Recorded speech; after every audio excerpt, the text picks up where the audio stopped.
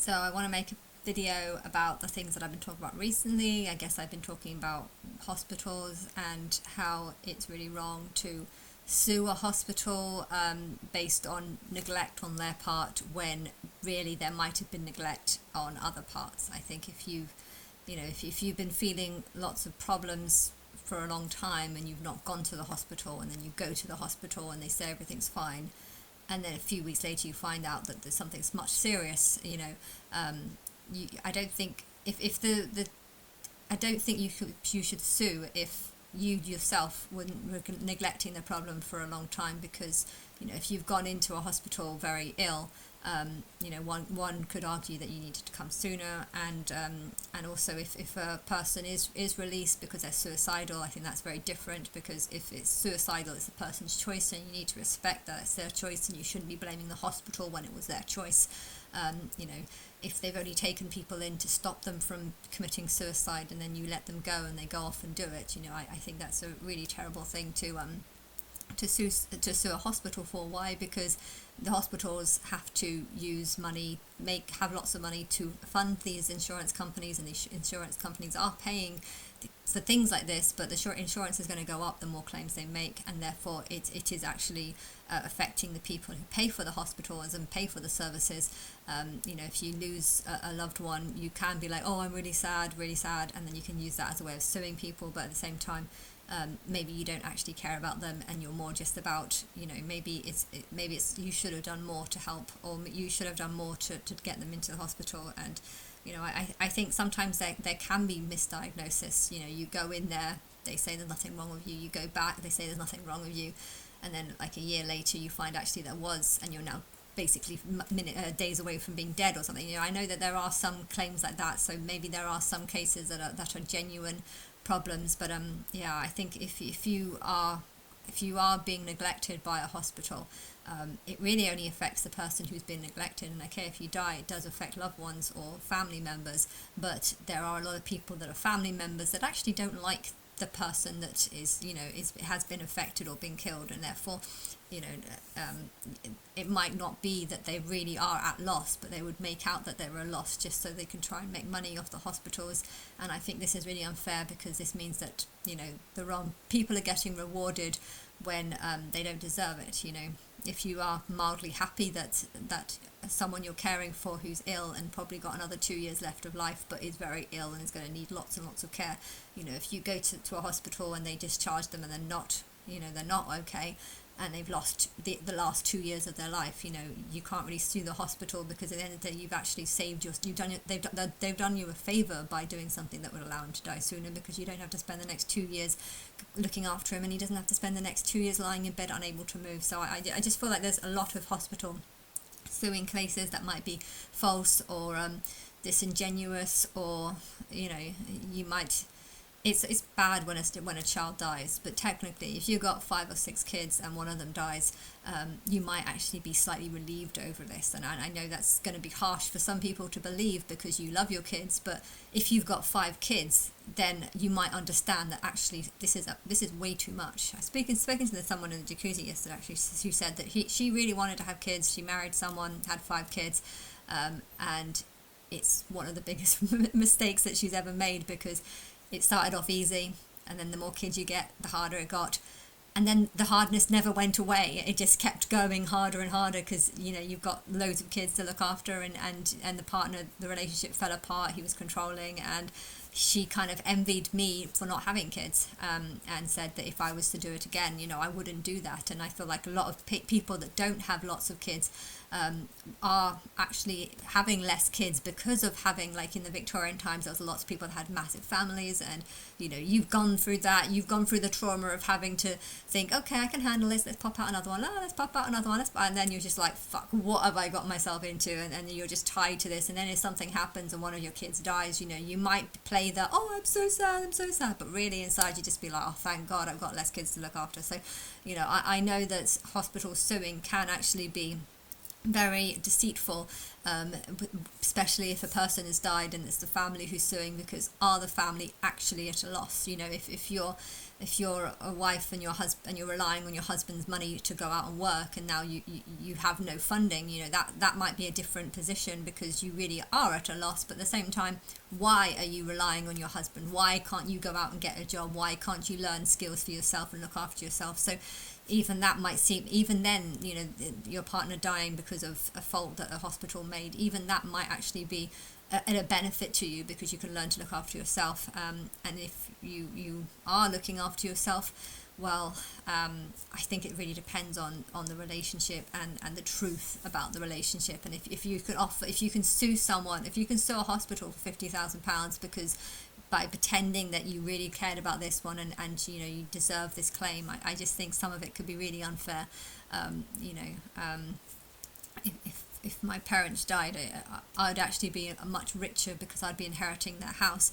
So if the hospital had made a mistake on them and I was to not only inherit this huge house and inherit lots of wealth, but if I could also sue the hospital for more money and rip off the taxpayers, or in America it's not the taxpayers who pay for it, but it's the people who pay for the services, but the services go up. If the health insurance is high, or if the insurance that the hospitals need in case they make mistakes, if this starts going high because of all these claims being made, then it's going to be the people who pay for the services, who need the medication and the stuff. They're the ones that are going to be paying out for all the mistakes that hospitals make. And the same can be said with the police force.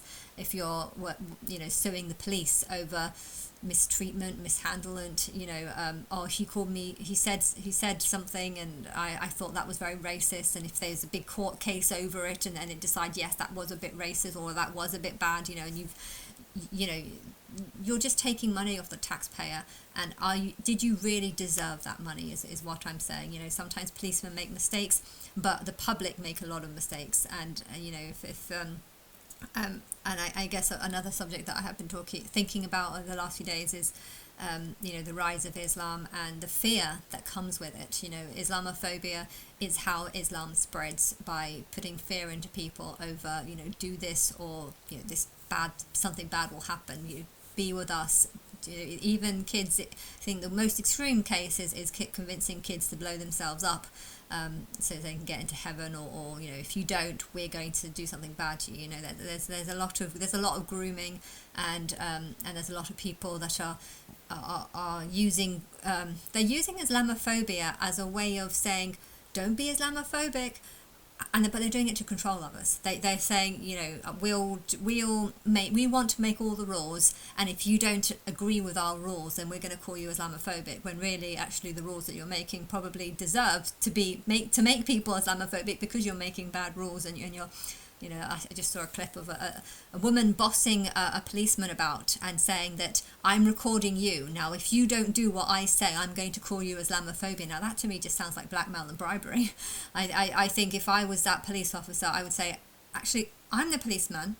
This is my job. I'm the one who had the training to work out what's right and what's wrong. And I need to hear the story for me to make an assessment on whether or not a police report needs to be made. Now, if you're telling me that if I refuse to make a police report, that makes me Islamophobic, then I'm thinking that you are actually just being racist, because you do not know what my opinion is right now. You have not taken my, you're expecting to listen to you've just told me that you want to speak to a Muslim police officer, because you clearly only respect Muslim police officers, hence why you don't want to talk to me, and why you want a Muslim police officer to deal with, because you believe a Muslim police officer is going to listen to you. This is how Muslims work. They cling together, they support each other, they help each other, and this has formed some sort of bubble that protects them, because they rely on each other. It's like a school of fish. The fish that's going round that knows they're safer when in groups, and this is when they move to locations, they like to form, they like to take up the whole street, Muslim there, oh, there's a white, that's kind of what they told me when I first moved to Birmingham, because there was a Saltley area that I was thinking about walking around. I walked around it, didn't feel right, and they told me that this area is not for me because I'm white, and I guess I was a little bit shocked at the time, but then when I was walking around, I was just like, yeah, actually, I completely agree. Like, if I was to live here, and I'm surrounded by all these, like, I'd never really been around a Muslim town before, so I guess I assumed a Muslim town would be like Brick Lane or something. You know, it's kind of friendly, lots of food, Indian food, yes. Do not know what Pakistani food really is like, but you know, when I was walking around this area, it was just like, yeah, I feel like the odd one out. I feel like people are staring at me. They stare at people that don't cover their hairs, and I guess this is why I have such a big client base, because Muslim women don't expose themselves. Hence, Muslim men often are sexually deprived in a way because of not seeing sexually looking women. So I guess I feel like I have quite a large base of people that don't want extras, but do like a feminine touch or something like that. So I have clients because of that.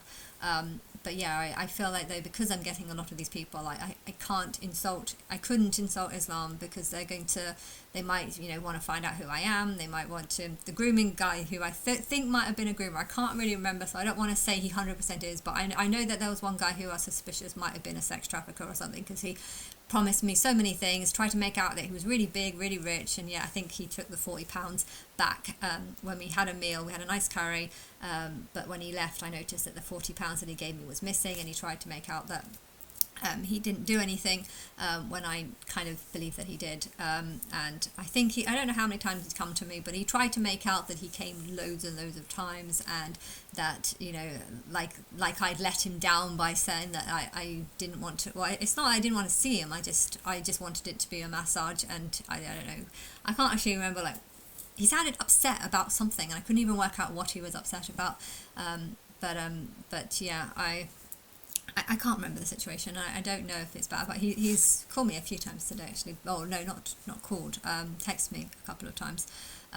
But yeah, I think if I had him round my house, I would be very concerned that he's going to look up my Facebook page, find out what I'm posting, look up my YouTube page, find out what I'm saying, and he might not be a threat, but they might be talking about me to others, and this will cause a threat, because there are some bad people in Islam, because they are very dangerous. Yeah, they are very dangerous. They're people that have been groomed through their religion into seeing Muhammad as being, you know, God's final prophet, and he's a Middle Eastern guy who came in 700 BC, or 700, yeah, BC, after AD, 700 AD. You know, no one back then, a Middle Eastern homeless person. I don't even know anything about him, but he seemed like someone who started off poor and then became a bit of a warlord. But I didn't really know anything about him. I haven't looked into it.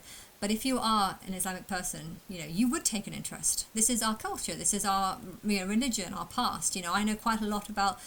Okay, I don't know huge amounts about the Crusades, but I know a lot. I know enough about Catholics turning against Christians. But I think it's one thing to say I'm a Christian or I'm not a Christian. But if I was a Christian, it's one thing to say I'm a Christian, and I know that there was a lot of stupid wars 300-400 years ago, but it's all over now, and we're better now. You know, it's one thing to say that, but if you're an Islamic person and you're supporting Islam, you do know that the war that's going on in Islam isn't something that's happened 200 years ago, or 300 years ago, or 400 years ago. It's something that's happening right now in the Middle East with Sunni Shiites and, you know, lots and lots of problems. And therefore, even if you are just as an Islamic supporter, you are ignoring the fact that there is a lot of Islamists that are doing horrible things to each other. You're ignoring that a lot of women do not want to wear the veils, and yet they're forced to. You are ignoring the fact that the people in your new country that you're living in might not want to wear the burqa, but if Islam came here, they would be forced to wear the burqa. So to be a Muslim, you have to be incredibly ignorant to everything that's going on. And I think Muslims like to blame people and say, no, you're the ignorant one. You're the ignorant one because you don't know how great our religion is, rather than saying, no, actually, you're the ignorant one because some terrible stuff is happening in the name of Allah, in your religion, in the name of your religion, and you are just being blind to it. You know, if you really cared about Muslims, you would care about the women that get beaten up, the dominance that men have over women, and their ability to abuse it, the grooming tactics of children. You know, I could go on to a big long list about why Islam is bad. And yet, if you are a Muslim and you claim to be someone who hates people for not supporting as Muslims, I think it's the other way around. I think if you cared about Muslims, you would not be a Muslim, because you would realize that terrible things are happening because of Muslims doing things to Muslims. And this isn't something that happened 200-300 years ago. This is something that's happening right now. And therefore, I think if you really cared about Muslims, you would say, you know what, right, enough's enough. Islam is causing too many problems, and I do not want this to happen to Muslims, so I'm not going to be a Muslim. And you would be proud not to be a Muslim, because you would say, I care about Muslims and I do not want bad things to happen. If you don't really care about Muslims, you just say, you know what, it's not really my life, it's not really my place, I don't really care. I'm actually mocking this Muslim sympathizer that I got, the one that wanted to smell my vagina, yeah. But yeah, that's kind of, it's not really my place. I can't say, if they want to wear it, it's their, like, completely ignorant of everything, completely ignorant to everything. And that guy pissed me off. But I don't know, I feel like I needed to see both of these people, get an example of someone who doesn't speak English and yet is here, and seems to not fit in. And then you've got an example of a Muslim supporter, and then you got the sort of groomer type who was quite good looking, good at talking, but I don't know. I can't even say if he's good or bad, because I don't know, but I know that all the stuff that he was saying seemed more like grooming tactics. Hey, I saw you last week down at the shopping market, down at Sainsbury's, and you're thinking, well, I did actually go down there. Okay, wow, you're a neighbour, you're a friend, wow. But I didn't actually go shopping for compost, so I didn't know him. He didn't meet me. He didn't see me. He's trying to build up some sort of fake bond. One of his texts, actually, I saw that he said, "Oh, we were lying on the sofa spooning." I might have done that with one or two people. I don't know, but I don't think I did it with him. Maybe I did, maybe I didn't. I can't remember. My memory's bad, but I feel like part of the grooming tactic is to try and put false memories into people, find people that are isolated, okay, that's me, find people that don't really get on with their family and stuff like that. So I'm a good target for groomers, I know that, but I also know that I'm 38, so I'm not a child, and I'm smart enough to not be groomed by what they're doing. But yeah, a child would not know this. They would just assume that, wow, I can go on holiday, you're going to take me around the world, that sounds amazing. That would have sounded amazing if I was 12 or 13 or 14, or any age, actually. I think even you could even be groomed at 20 and 30, I think there's adults that could be groomed, I think there's people in the government that might have, I don't know if they've actually got real Muslims in their government, but if you've got a real Muslim in your government, you've got a wolf in your government. And that wolf is going to start being like, no, I support Islamic. This is my choice. I choose to wear this. Well, do you not know that you choosing to wear this is almost like a sign that you support all the other people that wear it? Now, did you know that all the other people that wear it might not actually be wearing it because they want to wear it, but because they're forced to wear it? So you're supporting something that actually supports force and control over women. Do you not know that? And some of these people are just they're so brainwashed and so groomed by their own religion that they can't see the truth. And yeah, I think if you're the government and you've got Islamic people working with you, I don't even know if Sadiq Khan is a Muslim or not. I've heard that he said that he is, but I never thought that he was. So I don't know if this is like a facade or fake. But if he is generally a Muslim, if he generally goes to the mosques, then you've basically got the most ignorant mayor in the town. But whether he's ignorant or not, I don't think mayors really have that much power. But I feel like by having mayors as sort of power, it all has the figure. I don't even know what they do. What does a mayor do? They go to events and they say hi, and that's about all. I have no idea what a mayor does. They don't do a little speech and everyone ignores them whilst they just continue on with their life. That to me is what a mayor does. But the government is supposed to be real thinking people, and therefore I'm not sure if you really want Muslims in there. But if there is like this big war coming where you're planning on literally doing bad stuff, by having fake Muslims in there, that's fine, because you'll make it look like they're supporting the Muslims. So so no one will think that it's possible. People like to support the people they work with, and that's what I've noticed. I haven't seen that many clients now, and being far more selective than I was 2 years ago. But there was, if you're seeing if 80% of your clients are Asian, you can't really attack something when you know that even if the clients that you see aren't Muslim, but they've got friends that are Muslims, they support Muslims. That if you're a solicitor, I had quite a lot of solicitors. If you're a solicitor, you probably have loads of Muslim clients, and part of your job is to sympathize with them, and to get on their side and get on their page, and therefore if you've got someone just completely against it, I think there's some countries where Muslims and non-Muslims work well, but I feel like there's imagine like a line, and you've got extreme Muslims, extreme anti-Muslims, and then you've got in the middle, oh, it's not really bad, not really good, like the client that was a Muslim sympathizer, someone who just thought, oh, just let them do what they want, it's not really my business, I'm not going to get involved. If everyone is like that in the middle, then the country will be fine, because no one's really complaining. I mean, okay, I think they're all being ignorant to the real problems of the world and the problems that Islam caused, but if you've got smart people, they're going to be extremely against Muslim. But if they're people that are extremely against Muslim, the extremely for Muslims are going to start getting angry, and this is when the war starts happening, because they can see like this hatred for them, that these women that wear veils and feel like you're Islamophobia. I feel like she's picking up on the energy that people don't like her wearing what she's wearing, and she's picking up on this energy. I don't like seeing it, but instead of thinking, you know what, is there something wrong with me for choosing to wear this? No, attack. It's like, I want to attack you because you want to attack me, but we want to attack you for a reason. We want to attack you because you're supporting something that represents female kind of slavery, basically, and just suppression and just Islam in general, which includes the marrying of 9-year-olds and stuff. It's bad it's bad for a 12-year-old to have a child, which is kind of what Jesus' mum has said to do. A lot of people don't even agree with that. Some people think that she was older. Usually the pictures of Mary and Jesus is usually of a adult mother. But yeah, there are some books that say she was 12. And so if you were to say how wrong Muhammad was, they would probably bring up the fact that there are books that say that Jesus' mum was 12, and it's hard. It would be hard to fight an argument like that when 12 is bad, 9 is worse. 9 is worse. Okay, you have to admit that 9 is worse. And I've been watching TYT as well today, and they were saying that someone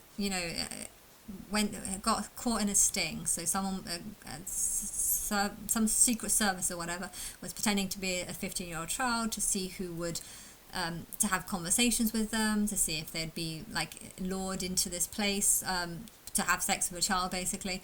And apparently an Israeli official got caught in this and was just sent back. I don't know what's going on. I don't know if this is the truth. I don't know if you've made, like the police service might have actually made this false report and then given it to, or allowed people, researchers in TYT to find this so that they can make this anti-Israel protest, to see how many people would back and fund this TYT project. If TYT were relying on sponsors and donors, I was happy to sponsor them before this October 7th. I would have been wanting to support them because I liked how they cared about people, but then as time got on, I started caring less and less about people, and then I was thinking, really, are they on my side? I don't really know, but yeah, that they've fully gone incredibly anti-Israel, and they don't seem to realize that there are so many Muslims that do worse than have sex with a 15-year-old. There's so many Muslims that have sex with 14, 13, 12, and even 9, even 6. They might even marry a 6-year-old. I don't know how depraved it gets. I don't know how many of them there are, but Islam supports this. Now, if someone has sex with a 15-year-old by her consent, it's bad, it's wrong. But if that same person is happy to try and kill bad people, or people that are worse, people that would have sex with 12-year-olds, there's a different scale. There's bad, there's very bad, there's even worse than that, and there's even worse than that. And therefore, if you're trying to get rid of the very bad ones, sometimes you have to work with murderers if you want to murder murderers, and that's just how it is. And I don't know the situation. I don't know why they were letting go. I mean, were you trying to just get their side to like you? And there's a bigger picture. You know, if I support murder, you shouldn't just see me as a murderer or someone who supports murdering. You have to understand that I have a much higher goal, and sometimes someone has to pay the price. Someone has to be sacrificed so that, you know, these kids that are being R-worded, gang R-worded, you know, it's a terrible, terrible thing. But at the same time, if it didn't happen, this hatred of Islam wouldn't happen, and no one would want to get rid of it. Now, I didn't want it to happen, but because it's happened, you can use it as a way of sparking this sort of army against this Islam. And it's not just the gang rape that is bad. It's there's loads of things in the doctrines that preach that you should hate Israel and hate the Jews. And if you're not a Jew, if you're not an Israeli, if you've never had anyone or kids throw bombs at you or try to attack you, or if you've never had a cousin or friend that was, you know, hurt by it, you know, you probably wouldn't understand how they feel, and therefore you shouldn't judge them. And I felt like TYT is starting to just completely take sides, completely just see one side of the picture. This is wrong. They should have put him in prison. All the other Americans got put in prison. Yeah, well, all the other Americans were living in America, hence they were posing a threat to other 15-year-olds. If this person has just been sent back to this country and is not allowed back in the country, then they're no longer a threat. And okay, yes, they are a threat to people in their country, but if they've made their government aware that this person might be a threat to 15-year-olds, you know, I feel like they would have a different way of thinking about how to punish them or how to stop it from happening or how to shame them or whatever. And if they don't, well, maybe there's a reason for it. And, you know, maybe it's because technically, you know, Jewish traditions, I'm sure there's some traditions that say if you rape, I'm sure I've heard one Jewish thing, which is not something that I promote or anything, but they say if you rape a child that's under 3, it's not considered sex, or it's not considered rape, and they've still got their vagina. Or they've still got their virginity. I've heard something sick like that. Now that is something in Jewish text. That's not in Muslim text. That's in Jewish text. So there is all sorts of sick everywhere, and I'm not on sides, but I'm on the bigger picture. I'm on the side of creating a world that's so much better for everyone.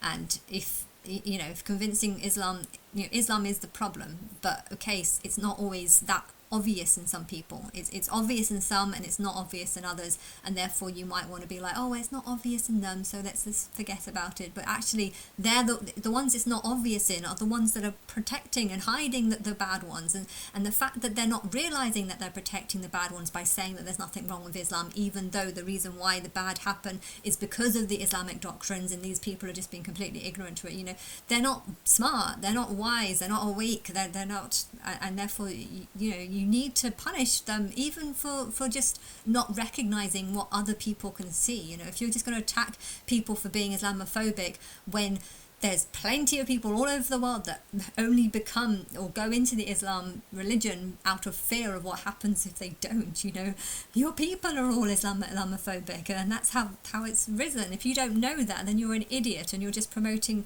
lies based on stupidity and brainwashing that you've received, and yet you haven't realized that you've received it. So I've said a lot there.